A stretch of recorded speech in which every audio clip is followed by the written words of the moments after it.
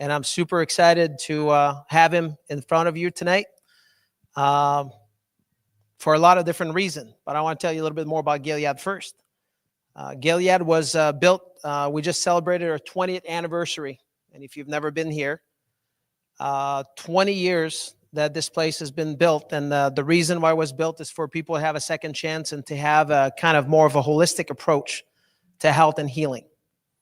So what does that mean? That means that when people walk into this place, or if they put a call to this place, a person could ask for prayer if they want to. A person could ask to see the, primary care doctor, which is, you're going to be meeting Dr. Nebbeling in a minute. A person could ask to see a chiropractor if they choose to. A person could ask to see a counselor if they choose to. We also have healing events on a quarterly basis that there's hundreds of people that come here from around the state, around the country. Later on in this month coming up, we'll have Adam F. Thompson that will be here coming from Australia, which is, truly exciting to have him. But everything that is happening under this roof has to do with healing. So if you are interested into physical healing, spiritual healing, healing your soul, this is the place for you. That there's a lot of different opportunity for you to investigate. So if you've never been here before, again, welcome. We're just super excited to have you. And we would like to have not just you, but bring your friends in next time. Right? And the reason for that is because there's lots of people that are unfortunately sick and dying, and they just don't know that maybe there's another opportunity or maybe a different route for them, right? And one of the things that we pride ourselves under this roof is to educate people. And not very long ago, just a couple of weeks ago, I was talking to Dr. Nebbeling, and he's like, hey, can I do some classes? I'm like, well, of course you can do classes. There's not many people that are willing to do that, but I think that is so needed. Right? So I know that you did not come here tonight to listen to me, but I wanted to spend a few minutes to make sure that you understand that I've been waiting now since 2017 to have Dr. Nebbeling into this place. He was probably 12 years old at the time, so he was just too young, right? He's going to come up here, you're going to be like, he looks young, and he is young, right? So, but again, I'm very excited, and I'm thrilled to have him here tonight. And for him to have a home, for him to take care of people, and for him to be able to, to combine with, the other things that are done under this roof, because we've had several discussions, and I just kept repeating to him that, people need to have a family doctor. All of you here, you need to have a family doctor. It's better to be proactive and than to be reactive. Of course, he's going to take care of you if you have some problems and, you need some help. But what about if you were to go see him and say, I just want to check in with you? How would that sound? Unfortunately, not enough people do that, right? And I want to encourage you. This is really what I'm all about. And I just want to kind of throw at you the concept of for us to be more proactive. Because truly, if you look at numbers as it relates to chronic illnesses in this country, it's truly staggering to see that. And I know that we can do better. And I know that with people like Dr. Nebbeling, that we'll have the opportunity to do better, to be able to educate people and to be able to just bring them to bring the information at the forefront for people to make better decisions. Does that sound fair? Right? I would be the one picking on the people in the front, but he's not going to do that. So you guys are safe. Right? Fair enough? So I want you to just give a big round of applause here for Dr. Nebbeling to come here, and he's going to take it over. And don't give him a hard time, okay? That's his first time, so we need him to do a lot of those. Fair enough? Thank you.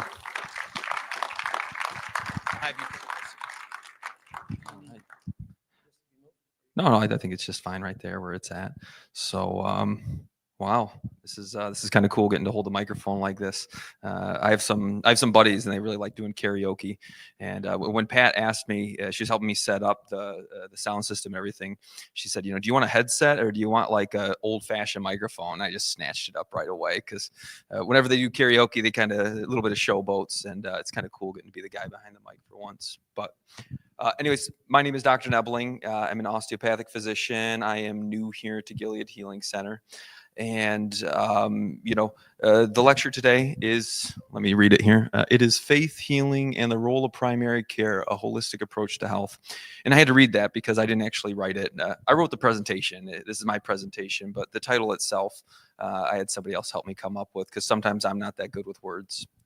I'm a little bit more simpler of a person. What we're going to be talking about today is basically an introduction to myself and my approach to medicine, but then also two different groups of people and medical ethics, which is something that as patients we oftentimes don't think about.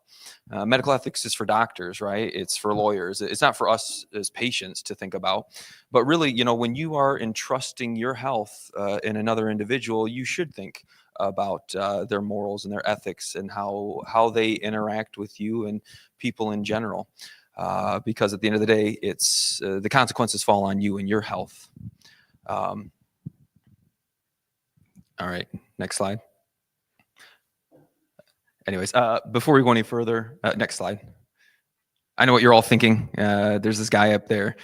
He's in a shirt and tie, and he's reading off his PowerPoint slide. And is it too late to leave? This looks terrible. But the PowerPoint is just for a couple notes for myself, and then a few things for you guys. Dr. John Gee, he does good at just talking right off the cuff. Seems like he could talk forever sometimes, but I'm not like that. Like if I didn't have this, I would just totally go off topic and start ranting about something else. And by the time this whole thing was over, we'd be talking about, I don't know, like World War II history or something. So this is also to keep me in line too. Next slide. As far as who am I, you already know that my name is Dr. Nebbeling, as I described, but believe it or not, outside of here, I do not wear the shirt and the tie. I hate this monkey suit. I do not wear a stethoscope all the time. My wife doesn't call me Dr. Nebbeling as much as I've tried to get her to. She's known me since we were kids, so whenever anybody calls me Dr. Nebbeling, she thinks it's hilarious. But truth be told, we can go to the next slide. Truth be told, my secret identity is just a regular guy. I'm a husband. I'm a father of 3. I'm a Catholic, which it's kind of funny how we do that. When we say our faith, Catholics, we say we're Catholic. We don't say we're Christian, right? We say we're Catholic, but we're all Christians. And I like hunting, fishing, being silly and goofy with my kids. And here's a picture of us in the backyard. My daughter caught her first bass, so it's pretty cool. And the reason why I'm bringing this up isn't to say, hey, look at me, I'm this real personable guy. It's because I think this sort of stuff is important. If I want to be a good physician and I want to have some level of compassion for my patients and maintain that compassion, then, I need to have these other parts of my life in check. And I hesitate to say in check because, I'm not perfect. That's why my wife came tonight, is to remind me of that in case I tried to say that. But no, it's just we need to have these other parts of ourselves. And we need to have a way of reminding ourselves that when we're dealing with patients and sometimes difficult situations, we need to think almost in a way of how would I act, how would I behave if this was my mother or my father? What would I do if this was my child? What would I say? So the other reason is because what was the other reason? I can't remember what I was going to say, but anyways, yeah, it's just, it's important. And also that's one of the reasons why I went into private practice. That's what I was going to say. A lot of people want to know why I'm not associated with a hospital system like McLaren or Sparrow or something like that. And truth be told, I could have done that when I finished my training, but I just saw so much physician burnout and a lack of compassion out there. And I see these doctors who are seeing 20, 30 patients a day, in and out in 15 minutes. They're behind the computer the entire time. And then they're going home at night, and rather than spending time with their family, they're writing more notes and they're dealing with other stuff. In the meantime, their patients aren't really happy with the care that they're receiving, and they don't really have any say over how they practice medicine or how they take care of their patients. So that's one of the reasons why I have decided to maintain my independence in private practice. Next slide. But if I were to give you a professional introduction, my name is Dr. David Nebbeling. I'm an osteopathic physician. I'm a local guy, so I have lived here in the Mid-Michigan area for almost the entirety of my life. I went to high school at Lansing Catholic, and I went to undergrad at Lansing Community College, as well as MSU, and then I went to the medical school there, MSU's College of Osteopathic Medicine. And when I graduated, I ended up going to McLaren Greater Lansing, where I did my internship, and I also did my family medicine residency. And then all the while I was going through residency, whether it was moonlighting or basically working after hours or on weekends or on vacations, I was getting extra training and extra experience in regenerative medicine as well. And regenerative medicine is non-surgical joint reconstruction. So looking at addressing chronic pain and things like that non-surgically in repairing and regrowing stuff as opposed to simply masking the symptoms. So at this time, I'm board certified in both family medicine as well as regenerative medicine, and I have been seeing patients in Mason, Michigan over the past couple of years, but then just recently I've had the opportunity to come here to Gilead, which is what brings me here today. So it's exciting stuff. Next slide. As far as what the lecture is about, I'm sure you kind of already gathered what it was from the beginning of all of this, but it's about two groups of patients that I have had the honor of taking care of over the past few years that have really grown near and dear to my heart, maybe because I kind of like an underdog sometimes, but for whatever reason, these individuals, from what I've seen and from what I've heard over the years, is that these individuals have not had the best experiences with the healthcare system. And a lot of times this leads them to either avoid the system altogether or, simply basically just not be happy with the outcomes that they get. So as far as the first group, it is people that abide to alternative medicine. And then the second group is individuals who, have a strong faith basis. All right, next one. So to talk about this first group of people, I have this slide because this is exactly what goes on in my head every single time I start trying to talk about this. As far as like, what term do I use? Is it like alternative medicine or holistic medicine, or, everyone has their own word for it. And I think we keep changing the mark because sometimes there can be negative connotations that are tagged onto this. Not to say that it's warranted, but if you go and you tell your doctor that you're into alternative medicine, his eyes roll back in his head and he's looking for the fire escape. So, sometimes we change the verbiage that we use or what we're saying. So, there's alternative medicine, holistic medicine.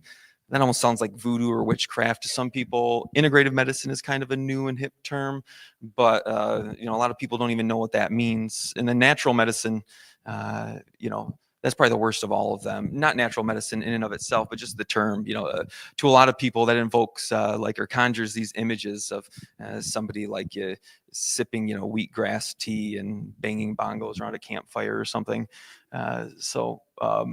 Anyways, I'll be just changing whatever terms I use, but basically we all know what I'm talking about. We're talking about people who want to approach their health and wellness without simply relying on pharmaceuticals automatically.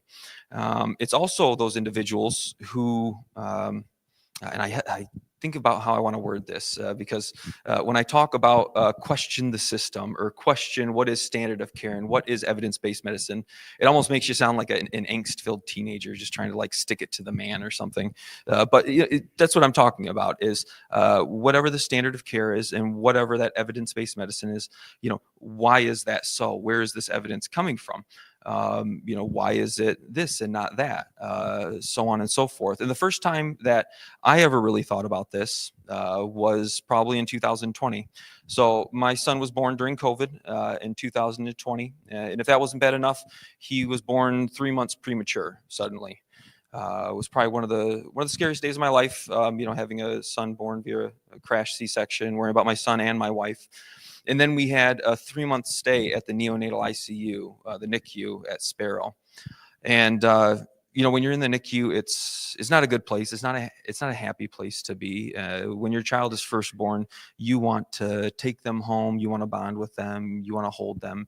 And it's not quite like that at the NICU. And so you spend a lot of time there just getting to be beside your child. And you meet a lot of different people and different doctors.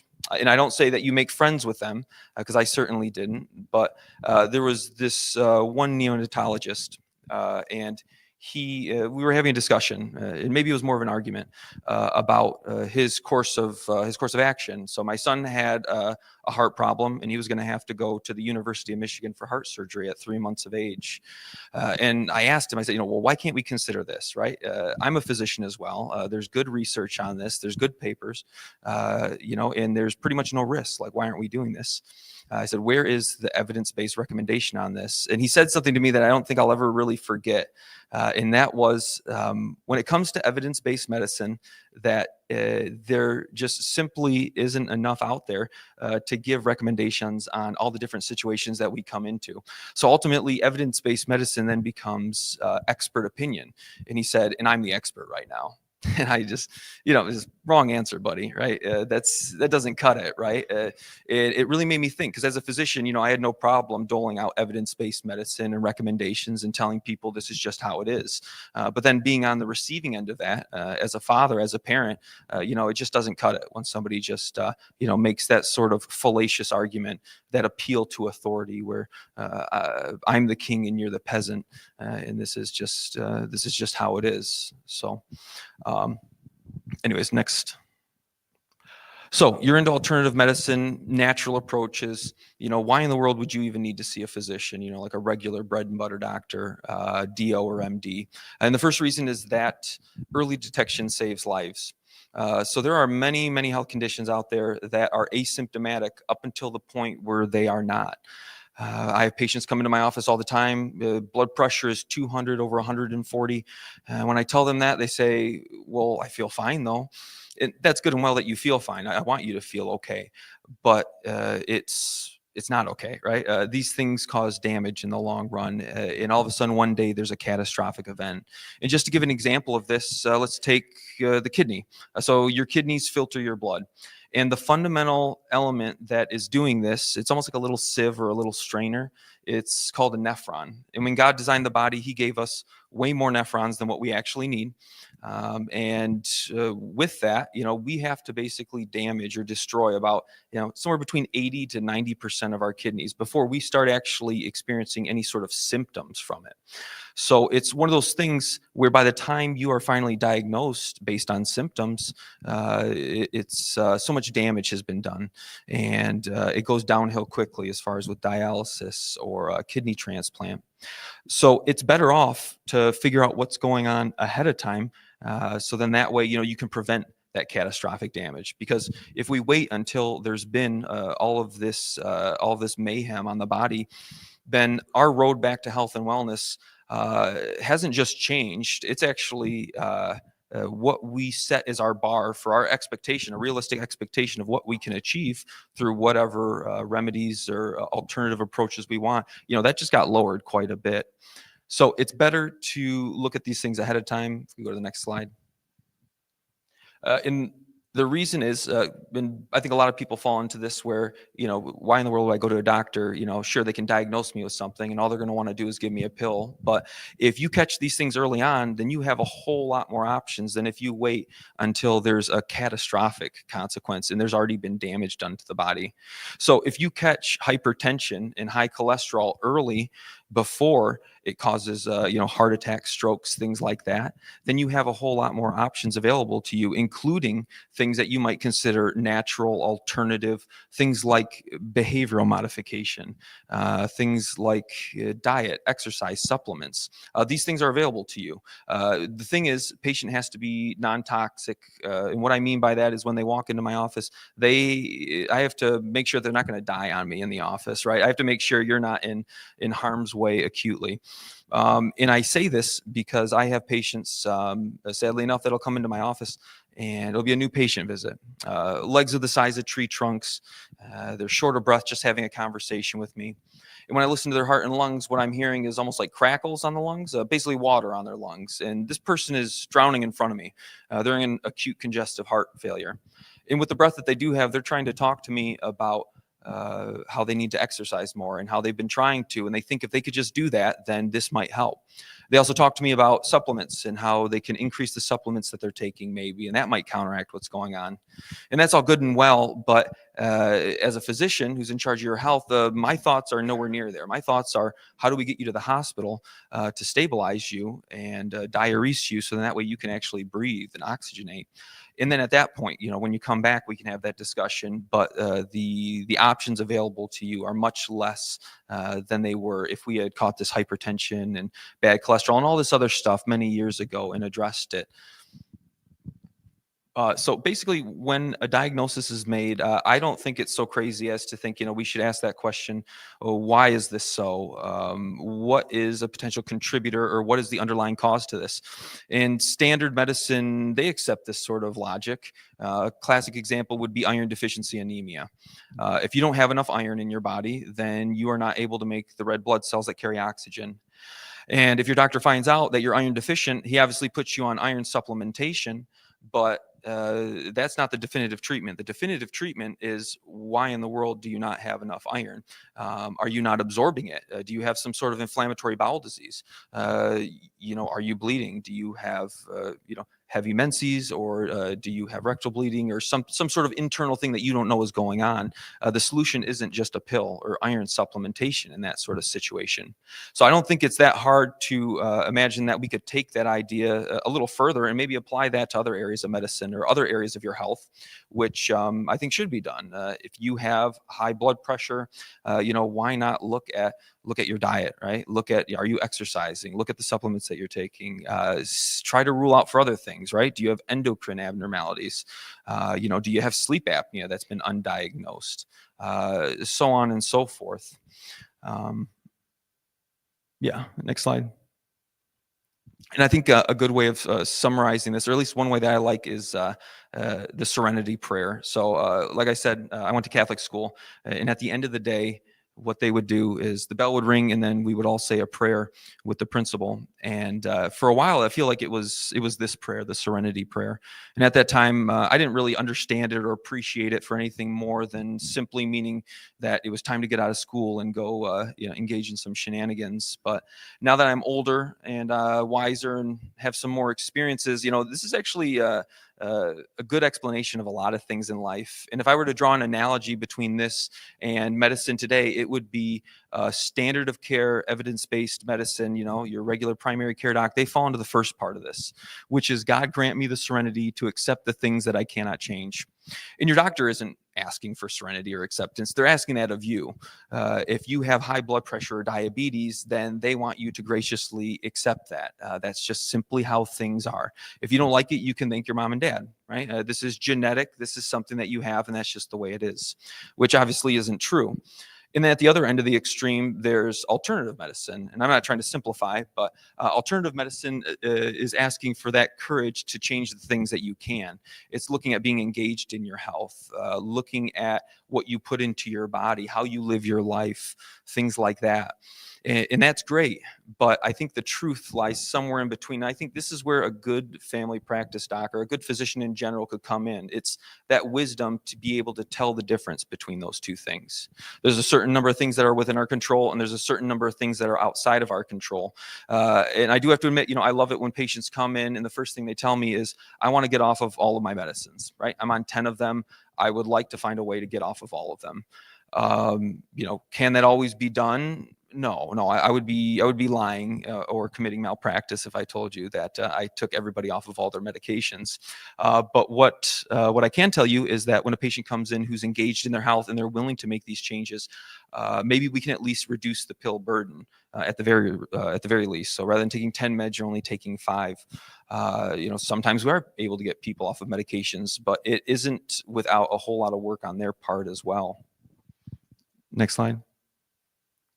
And then I would just like to remind everybody of the fact that natural does not mean that it is safe. There are many, many, many, many, many things in the natural world that are not safe for you and are not good for you. And I'm harping on this because me as a physician with my education, not to be mean to anybody out here, but when people use the word natural or they use the word chemicals, it just kind of cracks me up. I know where people are coming from with this. I know what you mean, but sometimes that can be used I guess, against people, right? There's plenty of natural stuff, like in the rainforest, there's thousands of carcinogens and things that can kill you. Lightning strikes, and opium is natural, but it doesn't mean that it's good for you. And I don't know how long ago it was, maybe it's like 10, 20 years ago. Some guy kind of went off of this whole idea with playing on words. So he posted all this stuff online about dihydrogen monoxide and how it's this terrible chemical for the human body. And actually, if you were to look at individuals who have died within the past year, you would find high levels of dihydrogen monoxide in their system, which is true, but it's basically somebody just using a simple term and a little bit of jargon to kind of mess with people a little bit. So dihydrogen monoxide, di meaning two, mono meaning one. It's H2O. So yes, there is water, H2O in every human being, including after death. So if you haven't ever seen that, you should look it up. It's actually kind of funny. Jacob, do you know what the reference for that is? Yeah, just Google it. Dihydrogen monoxide. It's actually kind of funny. It's actually also not funny because some people who didn't have the chemistry training didn't understand that, and they were getting all hyped up about this terrible chemical, dihydrogen monoxide. But that being said, the toxin can sometimes be in the dose, as with anything in medicine, and that's one of the first things I learned in pharmacology. So when we take supplements, they shouldn't be treated any differently than medications, as far as making sure that you're taking the appropriate amount, because you can have too much of a good thing sometimes. I've actually seen some of this, which maybe other people haven't, like hypervitaminosis D, or too much vitamin D. In the psychiatric facility that I oversaw for a number of years, we actually had a patient come in that excessive levels of vitamin D, which has to be a pretty high level. I know a lot of people like to keep their levels up, 50, 80, but I mean, we're talking like 150 or higher. It can cause psychiatric symptoms and things like that. Also, I kind of like history and stuff like that. And I was watching something the other day, and it was on early Arctic exploration. And these dudes went out to the Arctic, and of course, catastrophe hits. And all they have to eat is basically their friends and their sled dogs. And they were nice enough to eat the dogs first. And they ate the liver first because they figured that's full of vitamins and nutrients and all that good stuff. And that's true, it is. But what ended up happening is within a few weeks, the skin started sloughing off their legs in sheets, and they ended up dying. And so medicine goes and does this research or this analysis retrospectively, and we find out it was hypervitaminosis A, exceedingly high levels of vitamin A causing issues. And I know these are kind of extreme examples that I'm giving, but still, it's something that does happen in the real world, and maybe sometimes to a lesser extent, like individuals that take let's say kava for anxiety, that can cause hepatic impairment in certain individuals. So if you're one of those people, taking kava for your anxiety is no different than drinking alcohol for your anxiety, essentially, as far as your body is concerned. St. John's wort, that's another classic one.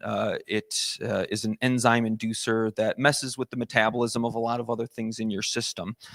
So I think it's good to just have a doctor who's willing to at least look at your supplement list. I know a lot of times when you go into a doctor's office and you give them a supplement list, it's okay, that goes in the trash. But at least glance at it, take a look at it, see if there's any redundancies, number one, and also see if it's safe. And I'm not going to pretend like I understand all of nutrition and the supplements that are out there, but I'll at least admit that I don't understand it all. I know just enough to be dangerous. And aside from that, pretty much, I just want to make sure that everybody's being safe with what they're doing, but also whatever chronic disease that they're taking it for, that's being monitored as well, right? Because we don't want to rely on the supplements and then come into our doctor then 10 years too late when we're in acute congestive heart failure all of a sudden.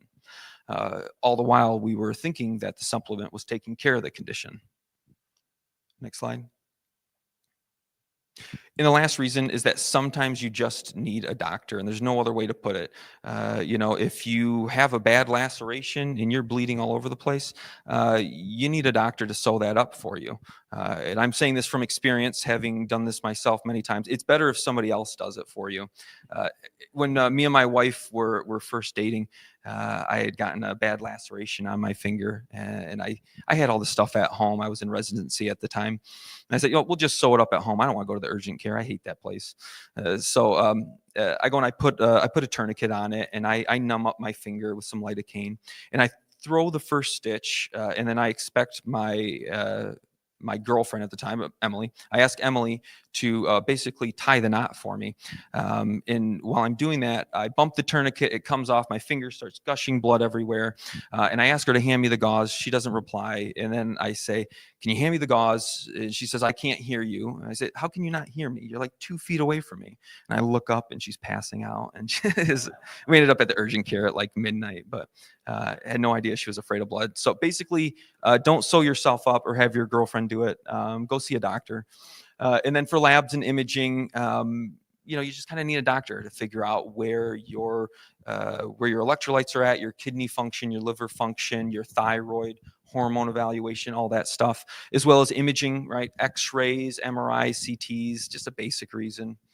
And then something that we already talked about is that, that wisdom, that help with determining sick versus not sick. Are you experiencing an issue that you can simply wait on?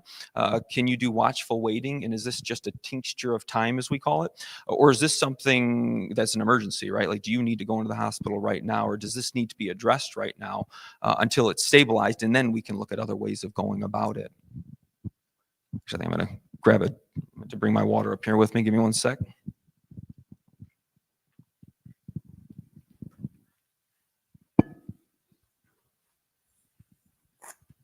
And then for real world examples of this, 3 most common areas of contention that I see in the office, and maybe that you've experienced, is number one is medication management. So chronic health conditions and medications that the doctor is suggesting. When it comes to that, that's a big area.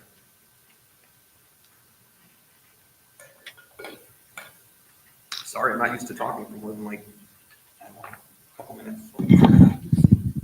Anyhow, probably the most common one is statins, right? Everyone hates statin drugs, but it's one of those things where patients will have such bad experiences with it that when they come to see me, they say, "My previous doctor said I have high cholesterol. Don't want to talk about it. Don't want to even test it because I'm not taking the statin. So let's just move on to something else." And that's kind of sad because that's not the way it should be, right? If you are come into my office as a patient and you don't want to be on a statin drug, then we can establish that. We can say, okay, we know that, right? You don't want to be on a statin. So then let's move forward, right? It's the year 2025. We have a whole lot of other options available to us.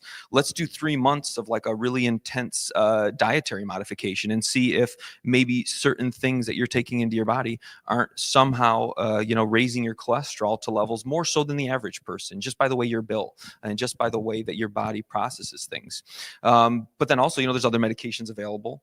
But at the end of the day, there needs to be at least a discussion about that as opposed to just shutting people down. The next one is immunizations. That's obviously a big one. That's something that is non-curative. It isn't treating anything. It's preventative, right? But the issue is that a lot of times now there are physicians that are refusing to see children, right? Are refusing to provide healthcare to the most innocent of us because their parents chose not to have them fully immunized. And I'm not taking any side on the whole immunization debate today. What I'm doing is saying that it doesn't make any sense if what your prime concern is helping people. As a physician, if you want to somehow motivate your patient or somehow convince them of your point of view, what you know as a physician, then why in the world would you hit them over the head with it and basically make them feel bad about it and judge them about it and then kick them out of your office? I can tell you that nobody is being convinced to do anything through that sort of interaction. If anything, people are becoming further polarized in whatever their original belief was, and they're becoming inoculated in a way, is what we call it in psychology. So that doesn't help anybody, regardless of what you believe. There needs to be that continued building of rapport, that doctor-patient relationship, and then through that sort of relationship, you can have a respectful discussion that might change someone's mind, whether or not you agree with any of that. But and then preventative health screenings. This is stuff like colonoscopies, mammograms, thermograms, all that stuff. And, obviously that's another area of medicine that is not treating anything, right? It's looking to detect things before it happens. But even that, I'm not going to I'm not going to badger somebody about a mammogram if they want to go about getting a thermogram instead. The way I look at it is that at least the patient is interested in doing something about it as far as screening wise. And when it comes to what our current recommendations are for screening in the United States, those recommendations are incomplete.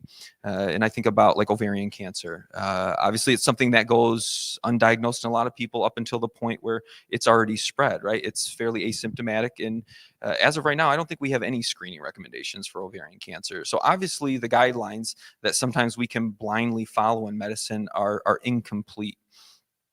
Go to the next one. And then to talk about the other group of patients, that would be those with a strong faith base. And I'm not just talking about people that, have this faith on Sundays for 1 to 2 hours, and then after that, it just gets put on the back shelf. I'm talking about people who faith is central in their everyday lives and in the decisions that they make. These are people that have to think about things, that have to pray about things, and also people that believe in faith-based healing, which, as a Catholic and a Christian, I believe in salvation. I believe in miracles. But at the same time, I also know that sometimes there's certain things in life that we don't fully understand yet. We'll go to the next slide. So I think the easiest way to kind of jump into this one would actually be to tell you guys about osteopathy. So here in the United States, there's 2 different types of doctors that you see when you go into an office. There's either a medical doctor or there's an osteopath. So that's the MD and DO part. We both have the exact same capabilities as far as we can both prescribe medications, order labs, perform surgery, all of that stuff. We're licensed under the same body. It's pretty much identical in those regards. But where the difference is, which a lot of people don't know, is that osteopathy is actually American-born medicine. It was founded by a guy by the name of Andrew Taylor Stills, A.T. Stills, back in the 1800s, and he was the son of both a preacher and a physician. And so he has a very strong faith basis, and this is reflected in his writings or in his works. In the way that he put it, because he doesn't actually take credit for creating osteopathy or for inventing it. He says that he merely founded it or helped it along its way. In the role as an osteopath, he describes as the law of God has placed in the human body the remedial qualities that are necessary to restore health. The osteopath simply works with the wisdom of the divine engineer, which I really like because that's actually how I feel. When something good happens for a patient, I'm not the healer. I am not a healer, right? God can work through me with those things that, he has already gifted your body, and then that's what produces a good outcome. Next slide. So osteopathy has 4 basic tenets, and these are things that we all learn in medical school as osteopaths. I'm not sure how many of us actually still incorporate that into our daily practice, but those 4 tenets are, number 1 is that the body is a unit. So that's the mind, body, spirit connection. And then the second part is that, God gave the body the innate ability to heal itself and to self-regulate. And then the next one is that structure and function are interrelated. And the final point is any rational or good medical treatment should be founded or should be based on those things that we just talked about. Next one. So prayer and healing. We all know that prayer is good, or I believe that prayer is good for us. And I don't just mean this in a spiritual sense. We have, as a physician, I can say that we have a lot of research and a lot of evidence out there that those with a strong faith basis have the potential for much better health. This is both for acute events that come up in our lives, as far as if we have, actually, go back a slide. Oh, yeah. This is what I wanted. So anyways, what I was going to say, totally forgot about this and we skipped over it, is that if we understand osteopathy the way that we do with those tenets that we went over and with everything that Andrew Taylor Stills said, then you would automatically think that osteopathy and people with a strong faith base, they would go together like peanut butter and jelly. So why in the world would a patient ever think that their faith is somehow going to come into conflict with the medical care that they receive or with their doctor? And, you're not crazy for thinking that if you do. Some of the most prestigious medical journals we have out there, they're putting out articles like this, which is basically the continuing education for the physicians that you're seeing. It's things like, medicine and religion colliding. When, if ever, should a doctor discuss religion with their patients? The separation of church and medicine, so on and so forth. And so physicians, they're naturally uncomfortable with faith, whether because they've had no training in how to talk to people of a different faith or about faith in general, or if maybe they don't have their own faith. But I don't think that is necessarily an excuse to totally omit that from somebody's healthcare, especially if that is a central part of who they are and how they live their lives. Next slide. And I actually think about, believe it or not, there's actually a physician in the local area who actually got in trouble for praying with a patient in a room alone. And the patient was also Christian as well, and they wanted to be prayed with, and somehow the guy got in trouble for it. So he didn't get fired or anything, but it's crazy, right? We live in America. But anyways, so we know prayer is good for us, is what I was saying. We have a lot of research out there showing that, suffering with grief or loss, people of faith tend to do better. Stress and anxiety seems to be less. Overall markers of well-being are improved. Even chronic health conditions seem to progress a little slower for people with a strong faith basis. So this is something that I actually do talk about if it's warranted, right? If I know that you're an individual of faith and you're going through something, right? You're struggling with some anxiety and depression because you just lost a loved one or something is going on, then I always make sure the first thing I do, or one of the first things I do, is to ask them about how their faith life is doing. Because in those individuals, that is relevant, and it is something that should at least be brought up and explored if they want to. And the thing that I've found and noticed, which is kind of counterintuitive and doesn't make any sense, is that if we have a strong faith base and we rely on that for all the support it gives us, then when we go through something and we need it more than ever, for some reason, people kind of pull away from that, is what I've seen. If I ask them, well, have you been going to service? Have you attended any groups? Have you talked with your pastor? Anything like that? Have you prayed? What I find is a lot of people, when they're going through something and struggling with anxiety and depression, they've actually pulled away from this whole system of things that was previously improving their quality of life. So, obviously prayer is good.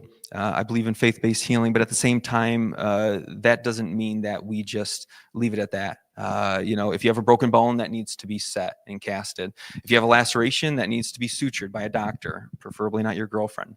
The way I like to think about it is, I don't want to get too much into scripture because as a Catholic, we don't read enough of the Bible, so I would lose any debate on that one.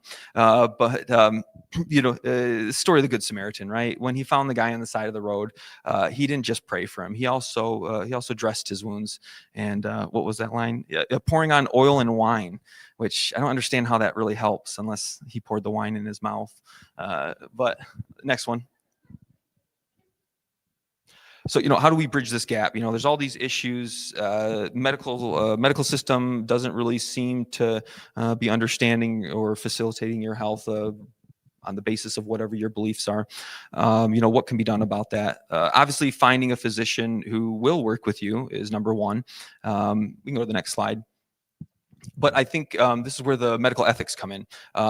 This is something that as physicians, we all learn about in medical school, and then we forget it after the test. But it's important stuff to talk about. And the first of those principles being autonomy. And that is that basically you as the patient have the right to make your own healthcare decisions and the ability to make decisions regarding treatment based on your values, beliefs, and preferences without coercion. That means that as a physician, I should respect your decision about your health, even if I think that a certain treatment would be beneficial to you. And the key word there is respect. It isn't tolerate. It isn't, just close the laptop and kick you out the door. It's actually respect that and treat you in that manner. Next one. Justice, that is the equitable treatment of patients, regardless of all those other salient characteristics and factors and beliefs. And this is important because nowadays in medicine, right, we have practices that are firing patients, right? If you don't want to take your statin, if you don't want to do things the way the doctor wants, he will literally send you a letter and tell you that you're fired, you can't come back anymore. Or then we have the pediatricians. There's many places around town that if your child is not fully vaccinated, they will not provide health care to your child. And that to me, is borderline discrimination and is the opposite of justice. Next. And then shared decision making is another good one. That is the doctor-patient relationship. That is, we sit down, we have a discussion about what's going on, right? I listen to you, I give you information as far as about what's going on, the pathophysiology or the natural history of whatever disease it is that we're discussing. And then at that point, you make a decision with all the risks, benefits, and alternatives in mind, which is the cornerstone of informed consent. In order for you to consent to a treatment, you have to, number one, understand what in the world it is we're even talking about, and then you have to know the risks, the benefits, and all the alternatives. And in medicine, I think a lot of times it's easier, especially when we're short on time and we're in and out of patient rooms every 5 minutes, which isn't the best way to practice medicine. I think a lot of physicians don't really have this discussion, simply for the sake of time and simplicity. But every once in a while, it's definitely needed, especially when there's an issue that a patient has and they want to talk about it. Next one.